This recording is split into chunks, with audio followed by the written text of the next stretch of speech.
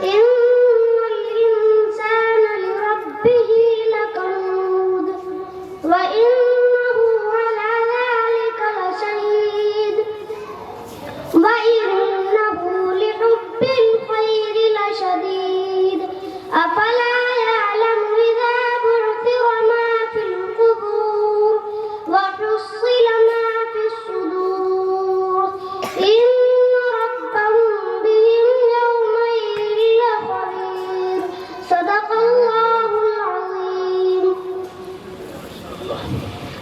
محمد أنس